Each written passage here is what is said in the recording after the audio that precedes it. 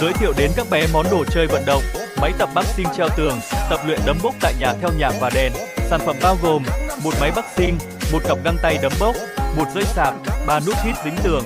Chất liệu PVC cao cấp, chống mài mòn, bền, nhẹ và thoải mái khi chơi. Có thể lựa chọn nhiều chế độ tập luyện, điều chỉnh tốc độ, dễ dàng cài đặt, thuận tiện, không cần đục hay khoan tường ải. Có thể tập luyện tại nhà hoặc phòng tập thể dục. Điều chỉnh và lắp đặt có thể gắn theo chiều cao của cả người lớn và trẻ em. Hướng dẫn sử dụng: phím nguồn nhấn giữ để khởi động máy. Tiếp theo nhấn nhanh đèn chuyển sang màu xanh để kết nối Bluetooth. Phím âm lượng nhấn nhanh để điều chỉnh âm lượng.